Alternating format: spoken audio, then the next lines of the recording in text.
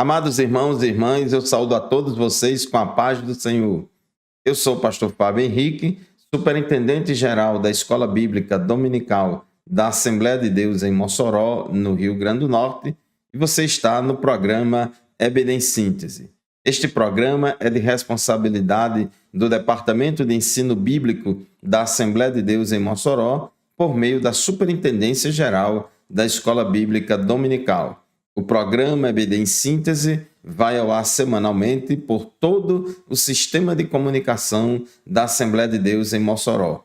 Rádio Libertadora, FM 96.3, TV AD e o canal da nossa igreja no YouTube, AD Mossoró Oficial. Hoje nós vamos estudar a última lição deste trimestre, que tem como tema geral o trimestre O Deus que governa o mundo e cuida da família. Os ensinamentos divinos nos livros de Ruth e Esté para a nossa geração. Temos estudado ao longo desse terceiro trimestre do ano de 2024 lições preciosas baseadas nos livros de Ruth e Esté. E hoje nós vamos estudar a última lição do trimestre, lição 13, lição esta que será estudada em nossas congregações no dia 29 de setembro de 2024, último domingo de setembro. A lição de hoje tem como título Esté, a portadora das boas novas. O texto áureo da nossa lição de hoje se encontra em Esté, capítulo 8, versículo 16, que diz assim: E para os judeus houve luz, e alegria, e gozo, e honra. E a verdade prática declara o seguinte: O Senhor é poderoso para transformar trevas em luz, tristezas em alegria, angústia em júbilo, humilhação em honra. A leitura bíblica em classe da nossa lição de hoje encontra-se em Esté, capítulo 8, versículos 4 a 8, capítulo 9 de Esté, versículos 29 a 31, e ainda no livro de Esté, capítulo 10, versículos de 1 a 3. Nós temos três objetivos na aula de hoje. O primeiro é explicar o pedido de direito de defesa do povo judeu e a concessão do rei. O segundo objetivo, discutir as boas notícias da rainha Esté para o seu povo. E, por fim, vamos conscientizar a respeito do papel da mulher cristã para ser relevante no mundo. Nós temos aprendido ao longo dessas lições, baseadas, por exemplo, no livro de Esté, temos estudado o livro de Ruth e o livro de Esté. E esse livro que estamos concluindo o estudo dele agora, que é o livro de Esté, nós temos visto todo o drama pelo qual passou Mardoqueu, a rainha Esté, todo o povo judeu, como sofreu, como foram alvos de ódio ali na corte, no Império Persa, mas que Deus deu vitória a eles. O drama dos judeus nos dias do rei Assuero estava chegando ao fim. O rei editou um decreto concedendo o direito de defesa para as comunidades judaicas de todas as 127 províncias da Pérsia. Então Esté agiu como difusora de boas novas e Mardoqueu foi engrandecido em todo o império. Nós já temos estudado em lições anteriores como Amã perseguiu Mardoqueu, como Amã tinha ódio de Mardoqueu e chegou a preparar uma forca para enforcar e matar Mardoqueu. Mas Deus deu vitória e engrandeceu a Mardoqueu. No capítulo 8 do livro de Esté, versículos 1 e 2, está escrito: Naquele mesmo dia, o rei Assuero deu à rainha Esté a casa de Amã, inimigo dos judeus. E Mardoqueu foi trazido à presença do rei, porque Esté revelou que ele era seu parente. O rei pegou o seu anel sinete, que havia tomado de Amã, e o deu a Mardoqueu. E Esté pôs Mardoqueu por administrador da casa de Amã. Então observe como as coisas mudaram ali naquela situação. Mardoqueu sofreu muito, mas no final Deus deu vitória a ele. O tópico 1 da nossa lição fala sobre o pedido de defesa aos judeus e a concessão do rei. Tópico 1.1, a humildade de Esté e sua súplica. No dia 13 do 12º mês, que é o mês de Adar, que corresponde aos meses de fevereiro e março no nosso calendário, os inimigos dos judeus poderiam matá-los em todas as 127 províncias do Império Persa. Isso era o conteúdo do decreto real que havia sido publicado sob a influência de Amã, para exterminar todos os judeus de todo o Império Persa. E agora, o que poderia ser feito para evitar esse extermínio em massa? Amã já tinha caído, Amã já tinha sido morto, ele foi desmascarado ali pela rainha Esté, mas havia um decreto em vigor que determinava a morte dos judeus em todo o império. E aí entra em cena mais uma vez a rainha Esté para suplicar ao rei em favor dos judeus. De maneira reverente e com toda a humildade, Esté suplicou ao rei que revogasse sua ordem, pondo fim ao intento de Amã. No capítulo 8 do livro de Esté, nos versículos 3 e o versículo 5, está escrito: Esté voltou a falar com o rei. Ela se lançou aos pés dele e, com lágrimas, lhe implorou que revogasse a maldade de Amã, o agagita, e a trama que ele havia arquitetado contra os judeus. E disse: se for do agrado do rei, se eu achei favor diante dele, se isto parecer justo aos olhos do rei, e se isto lhe agrada, que se escreva uma ordem revogando os decretos concebidos por Amã, filho de Amedata, o agagita, os quais ele escreveu para aniquilar os judeus que se encontram em todas as províncias do rei. Então, este foi o pedido de Esté, que com muita humildade suplicou que o rei revogasse o seu decreto. O problema era que havia um costume, uma jurisprudência muito forte de que um decreto do rei não poderia ser revogado. Então, um decreto assinado jamais poderia ser revogado. Capítulo 8 de Esté, versículos 7 e 8, a gente encontra as seguintes palavras: Então o rei Assuero disse à rainha Esté e ao judeu Mardoqueu: Eis que dei a Esté e a casa de Amã, que foi pendurada numa forca, porque tinha planejado matar os judeus. E agora, em nome do rei, escrevam aos judeus o que bem lhes parecer e selem o documento com o anel sinete do rei, porque os decretos feitos em nome do rei e que foram selados com o seu anel sinete não podem ser revogados.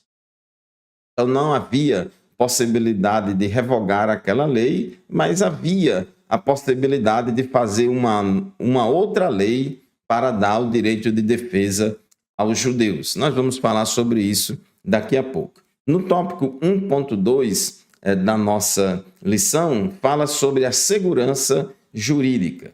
O nosso comentarista chama a atenção aqui para esse fato de que, apesar de todos os aspectos tirânicos, autoritários e excêntricos dos reis da Pérsia, como o próprio Assuero, havia um limite para as suas ações. Qual era o limite? O império da lei dos medos e persas. Então, o império medo-persa era um império onde se tinha leis que estavam acima do rei. Daniel capítulo 6, versículo 8 e também versículo 15, a gente observa isso na época do rei Dario, quando Daniel estava na Babilônia, e ali foi feita uma lei punindo todo aquele que orasse a um Deus diferente do rei diferente do rei Dario.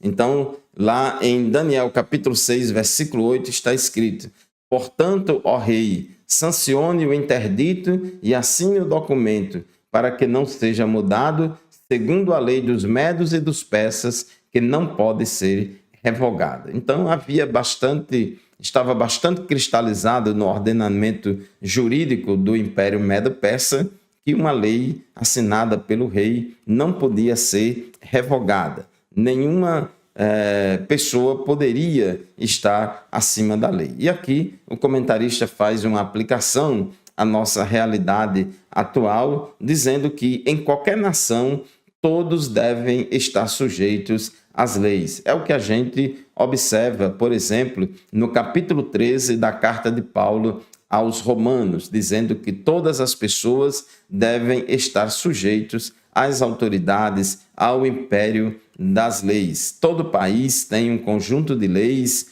que regem a vida civil das pessoas, o dia a dia da convivência e harmoniza essa questão de direitos e de deveres dos cidadãos. Então, todos nós devemos ser submissos às leis do nosso país. Nenhuma pessoa ou poder está acima da Constituição Federal. A Constituição Federal da República é a Carta Magna, a lei maior do país. As alterações constitucionais possíveis somente podem ser feitas pelo parlamento, onde atuam os deputados e senadores, representantes do povo eleito pelo voto da população.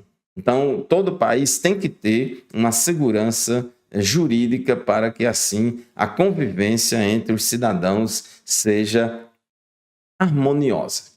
Muito bem, meus irmãos, chegamos ao final do primeiro bloco do programa EBD em Síntese de hoje. Vamos fazer o intervalo, já já a gente volta. Continue conosco.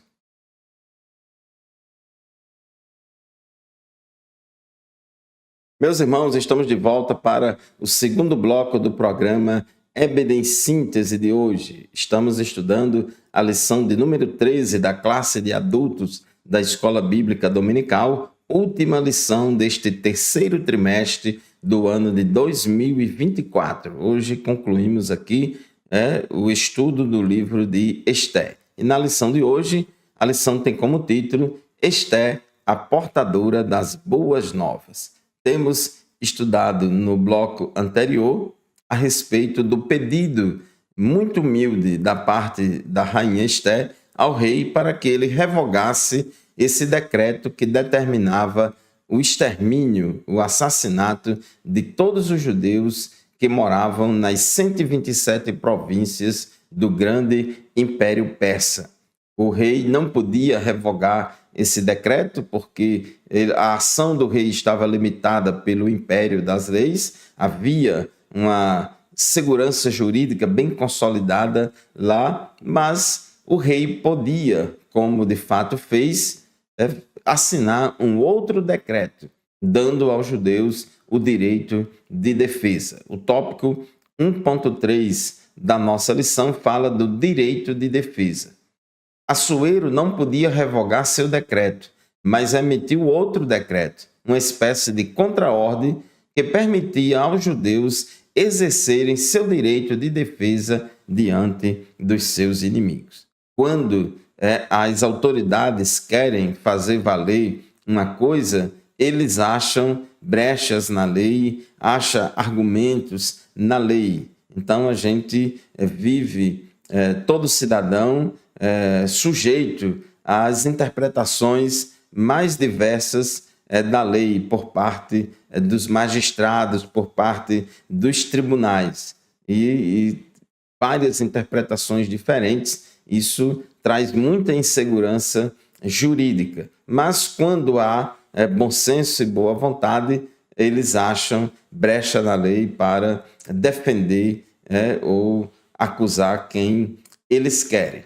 No caso aqui, em tela, o pedido da rainha Esté não pôde ser atendido exatamente da mesma forma, mas foi atendido de uma forma diferente, através de um decreto dando aos judeus o direito de defesa. Esté capítulo 8, versículos de 11 a 13, está escrito o seguinte: nas cartas, o rei permitia aos judeus de cada cidade que se reunissem e se organizassem para defender a sua vida, para destruir, matar e aniquilar de vez toda e qualquer força armada do povo da província que viesse contra eles, crianças e mulheres, e que se saqueassem os seus bens. no mesmo dia, em todas as províncias do rei Assuero, no dia 13 do 12º mês, que é o mês de Adar. Uma cópia da carta que determinava a proclamação da lei em todas as províncias foi enviada a todos os povos, para que os judeus se preparassem para aquele dia para se vingarem dos seus inimigos. E assim foi assinado aquele decreto, dando aos judeus o direito de defesa. A ordem foi enviada para todas as províncias e isso gerou muita alegria entre os judeus, ao mesmo tempo que gerou muito temor em todos os povos. Inclusive, depois disso, até mesmo muitas pessoas pagãs, muitos gentios, se tornaram judeus no sentido religioso, se converteram à fé judaica. Esté capítulo 8, versículo 17, diz assim: também em cada província e em cada cidade aonde chegava a palavra do rei e a sua ordem, havia entre os judeus alegria e júbilo, banquetes e festas, e muitos que eram dos povos da terra se tornaram judeus, porque o temor dos judeus tinha caído sobre eles. Então, essa expressão é que muitas pessoas dos povos da terra se tornaram judeus, no sentido de que eles se tornaram prosélitos, se converteram à fé judaica, se converteram à fé judaica. Então, foi todo um movimento que foi feito, Deus colocou no coração daquele povo um temor, um respeito muito grande pelo povo judeu. No dia da pretendida matança, aconteceu o contrário do que esperavam os inimigos dos judeus. Porque neste dia os judeus se assenhorearam deles, inclusive ajudados pelos nobres e todos os maiorais das províncias que haviam ouvido falar de Mardoqueu e o temiam. Mardoqueu tinha sido exaltado na corte, inclusive Mardoqueu tomou o lugar de Amã. Mardoqueu já era a segunda pessoa depois do rei, e uma pessoa muito respeitada. E mais um motivo que reforçava, que ajudava, que encorajava mais ainda os judeus lutarem para exercerem seu direito de defesa. Só que nessa luta os judeus não estavam sós. Muita gente dos médios e dos persas estavam também do lado dos judeus para lutar em favor dos judeus. Muitos nobres, muita gente ajudou a defender os judeus contra os seus inimigos. Meus irmãos, tópico 2 da nossa lição: a rainha Esté escreve boas notícias para o seu povo. A comemoração dos judeus, tópico 2.1. O dia 14 do 12º mês foi de grande festa para os judeus de todo o império.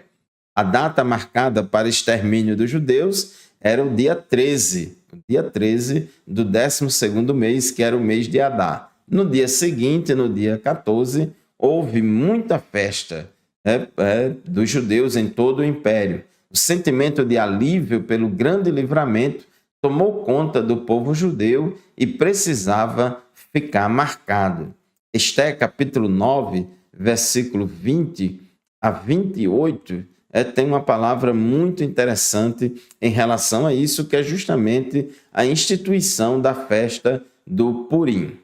Diz o texto sagrado, Esté capítulo 9, versículo 20 a 28.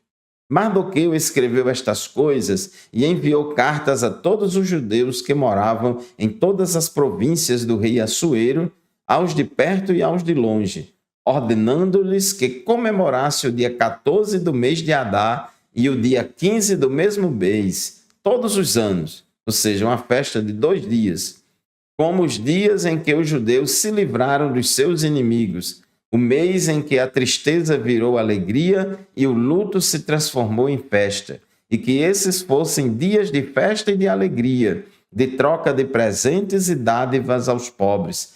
Assim, os judeus aceitaram como costume o que, naquele tempo, haviam feito pela primeira vez, segundo Mardoqueu lhes havia ordenado por escrito. porque Amã, filho de Amedata, o Agagita, inimigo de todos os judeus, tinha planejado destruir os judeus e tinha lançado o pur, isto é, sortes para os assolar e destruir. Mas Esté foi falar com o rei e ele ordenou por cartas que o plano perverso de Amã, que ele tinha elaborado contra os judeus, recaísse sobre a própria cabeça dele e que ele e os seus filhos fossem enforcados. Por isso, esses dias são chamados de Purim, do nome Pur.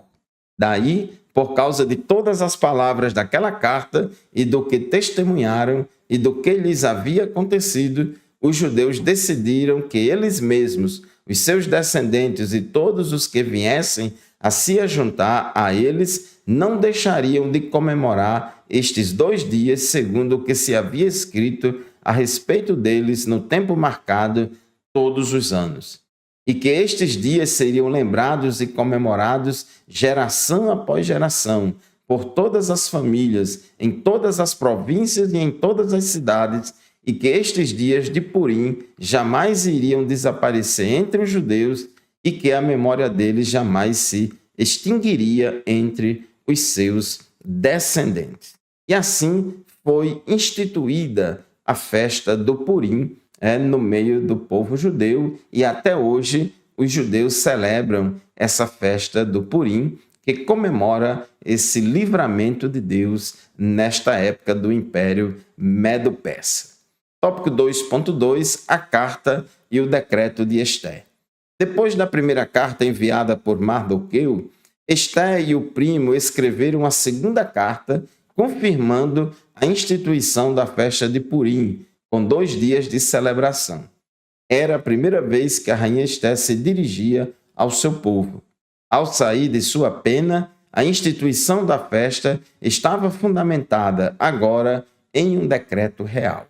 A festa entrou definitivamente no calendário judeu e é comemorada até os dias de hoje. Tópico 2.3, a exaltação de Mardoqueu. Nós já lemos aqui em Esté, capítulo 8, versículos 1 e 2, vamos ler novamente o que diz o texto sagrado. Naquele mesmo dia, o rei Assuero deu a rainha Esté a casa de Amã, inimigo dos judeus, e Mardoqueu foi trazido à presença do rei, porque Esté revelou que ele era seu parente. O rei pegou o seu anel sinete, que havia tomado de Amã, e o deu a Mardoqueu. E Esté pôs Mardoqueu por administrador da casa de Amã. Então, Mardoqueu acabou assumindo o cargo e a função de Amã no reinado no Império Persa. Então, Deus mudou completamente a situação. Aquele malvado Amã, que havia conquistado aquela posição de destaque e de poder dentro da corte, tinha caído, tinha morrido, sendo assim, colhendo os frutos da sua má semente que plantou, e agora Mardoqueu, que antes poderia ter sido enforcado, porque Amã queria enforcar Mardoqueu, Deus deu livramento a Mardoqueu, e agora Mardoqueu é quem assume o lugar e o cargo e a função de Amã no reinado. Meus irmãos, chegamos ao final do segundo bloco do programa EBD em Síntese. Vamos fazer mais um intervalo. Já já a gente volta para o terceiro e último bloco do nosso programa de hoje. Não saia daí, porque voltaremos em seguida.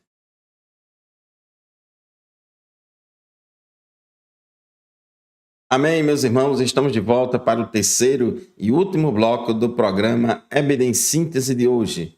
O programa EBD em Síntese vai ao ar semanalmente pela Rádio Libertadora FM 96.3, todos os sábados, pela manhã, das 8 às 9 da manhã. Também é transmitido pela TV AD e pelo canal no YouTube AD Mossoró Oficial.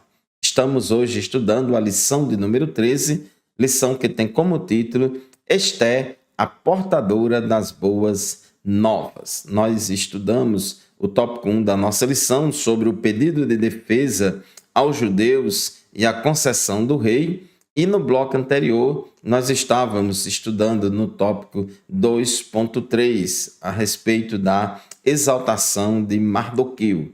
Então, o rei exaltou Mardoqueu, Mardoqueu agora assumiu a função e o cargo de Amã, mas ainda não era tudo. Depois da morte dos inimigos dos judeus, Assuero engrandeceu ainda mais a Mardoqueu, pondo-lhe como o segundo maior do reino, posição que era ocupada por Amã. Em Esté, no capítulo 10, versículo 3, nós podemos observar isso. Esté, capítulo 10, versículo 3, diz assim: Pois o judeu Mardoqueu foi o segundo depois do rei Assuero, e grande para com os judeus, e estimado pela multidão de seus irmãos, tendo procurado o bem-estar do seu povo e trabalhado pela prosperidade da sua nação. Então, observe o quanto Mardoqueu, aquele que vivia à porta do rei, depois de muita luta, de ameaças de morte e depois de muitas humilhações e de falta de reconhecimento, agora chegou o tempo dele ser exaltado, porque é assim que Deus faz. Deus resiste aos soberbos, mas porém dá graça aos humildes. Mardoqueu foi um homem público, exemplar e próspero, trabalhando para o bem de todo o seu povo. O propósito de Deus é usar seus servos em todas as áreas da vida. Tudo o que fizermos deve ser feito para a glória de Deus. 1 aos Coríntios, capítulo 10, versículo 31, diz: Portanto, quer comais, quer bebais, quer façais qualquer outra coisa, fazei tudo para a glória de Deus. O tópico 3 da nossa lição: a mulher é chamada por Deus para ser relevante no mundo. Nós temos estudado ao longo deste trimestre, nessas lições bíblicas, a respeito de duas personagens femininas fundamentais na história de Israel, que foi Ruth e Esté. Os dois dos 66 livros da Bíblia, apenas dois, que são esses livros de Ruth e de Esté, levam nomes de mulheres. E tanto Ruth quanto Esté foram mulheres notáveis em sua época para a sua geração e grandemente usadas por Deus para cumprir os propósitos divinos. O tópico 3.1, uma mulher notável. Esté exerceu um papel de altíssima relevância no Império Persa, porque Deus usou ela e o cargo dela, e a função dela e a posição dela para poder dar livramento aos judeus. Para isso, não foi preciso disputa ou inversão de papéis.